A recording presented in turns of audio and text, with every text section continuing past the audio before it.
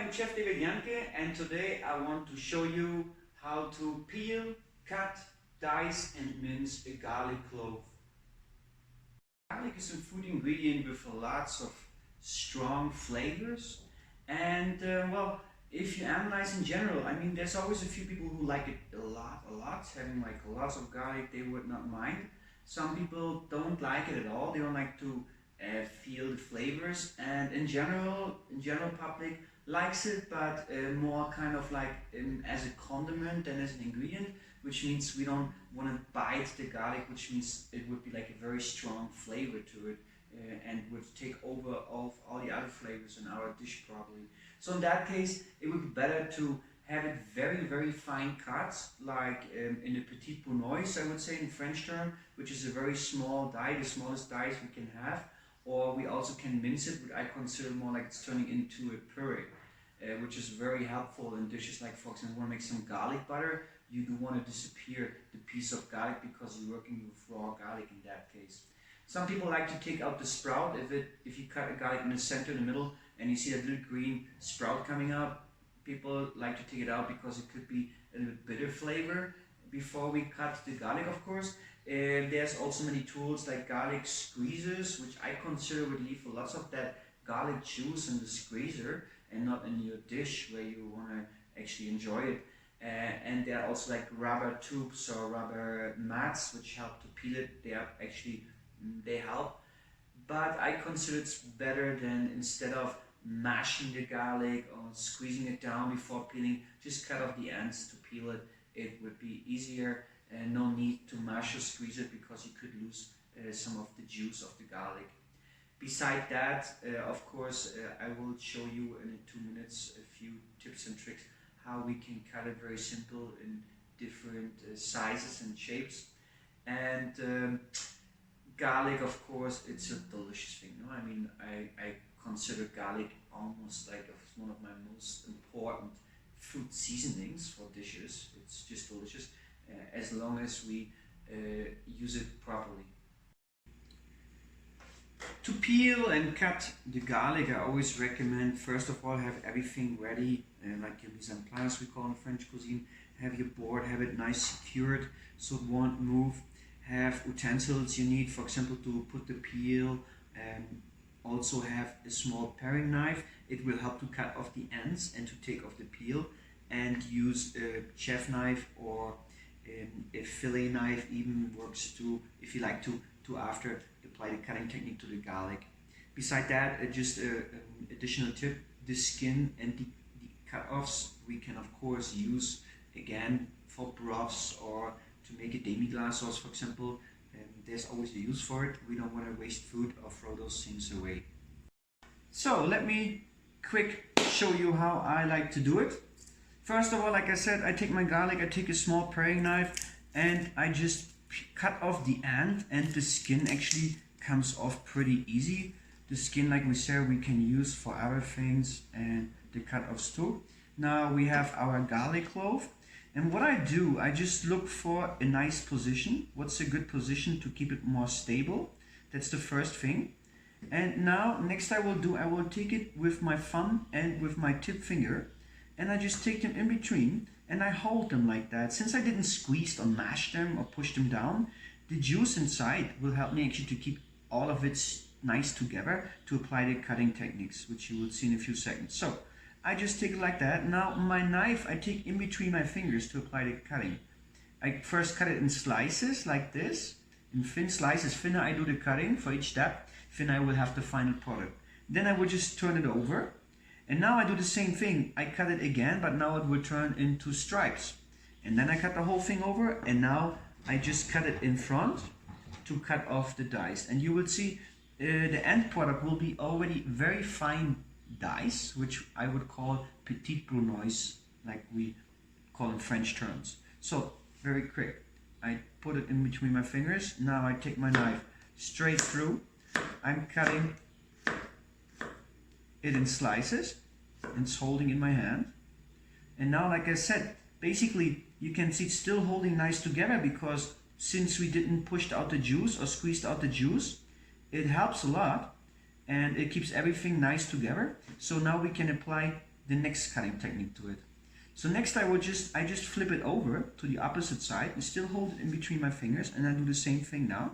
I look for a comfortable position. So now when it's staying comfortable, then I just cut it again, but now it will come out as little stripes. Now it's very fine stripes, as you can see. And now, like this, I just go to the opposite, and now I go over it, and now to cut it in front. And now basically, the cut which comes out here exactly is Petit Brunoise, which means small dice, very tiny dice. See? That's very tiny dice. Now, if I want to mince that, I would take just a tiny bit of salt.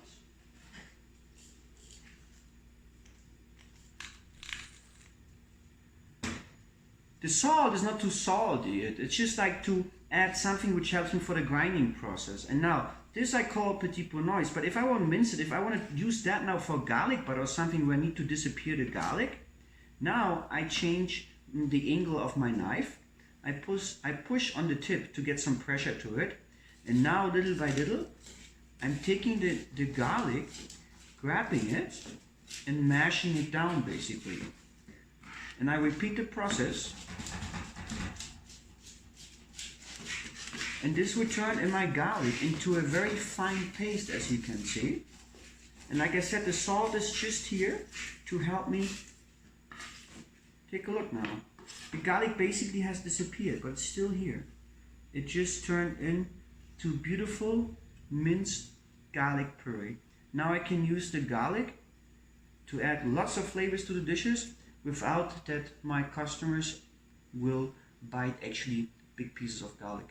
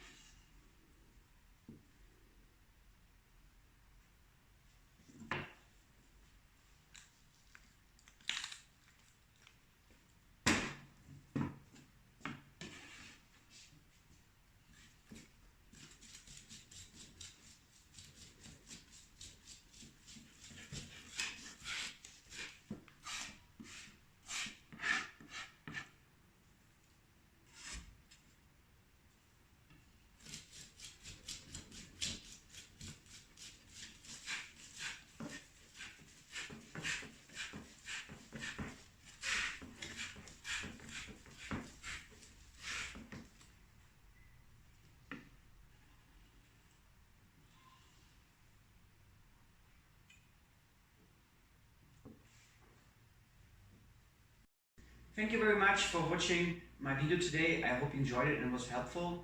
I will also add all the information text below the video. I'm Chef David Jahnke and I hope you'll be back soon to watch me again.